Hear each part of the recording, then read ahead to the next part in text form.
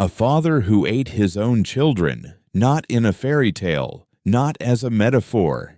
In the oldest stories the Greeks ever told, this was the truth of how the world began. And the child who survived, who was hidden, raised in secret, and came back for everything, was Zeus.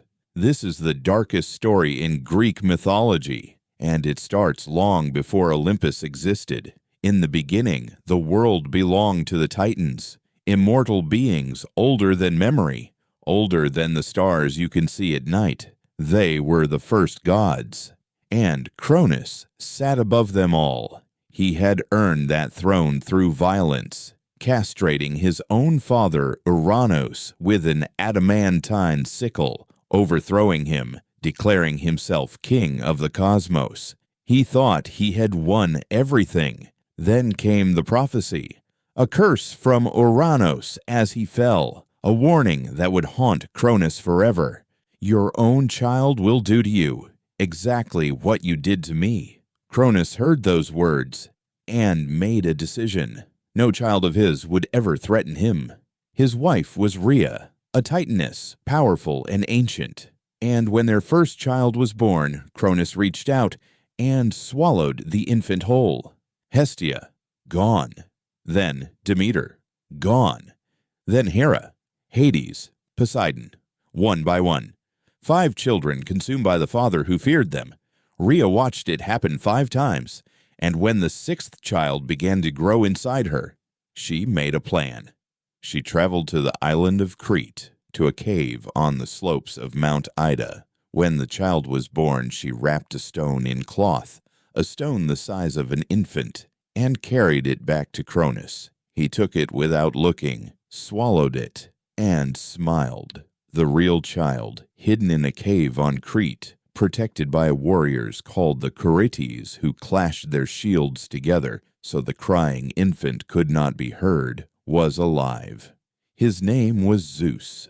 Zeus grew up in that cave, fed by the goat Amalthea, raised far from his father's knowledge, and as he grew, the lightning came naturally, like it had always been waiting inside him.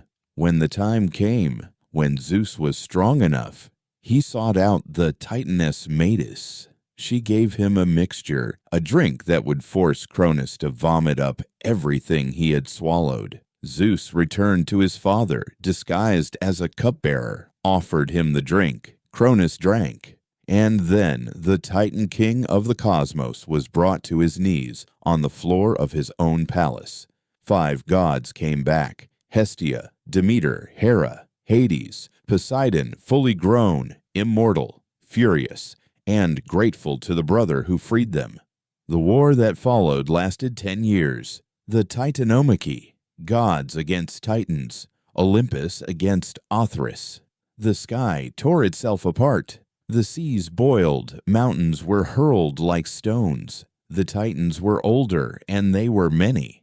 For years the battle was a stalemate, until Zeus made a choice that changed everything. He descended into Tartarus, the deepest prison in the universe, and he broke the chains of the Cyclopes. 3 brothers, imprisoned since before the war began: Brontes, Steropes, Arges, thunder, lightning, brightness. In gratitude, they forged 3 weapons. For Hades, a helmet of invisibility. For Poseidon, a trident that could split the earth. For Zeus, the first thunderbolt. When Zeus returned to the battlefield, Cronus did not recognize what was coming. The bolt left Zeus's hand, and the sky split open. The ground beneath the Titans shook and cracked. Cronus fell. The other Titans fell with him.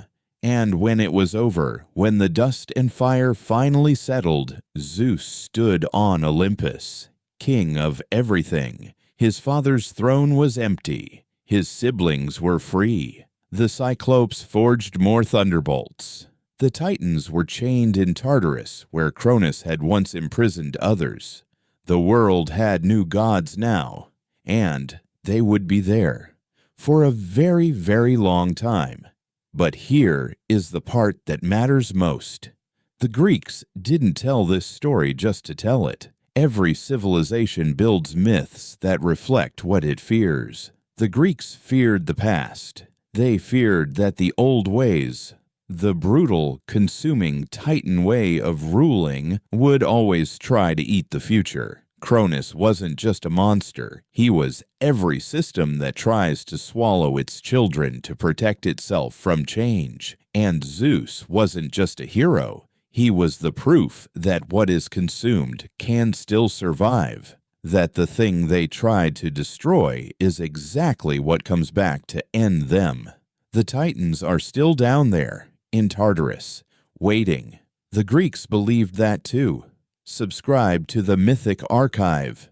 Next week, the god who fooled everyone.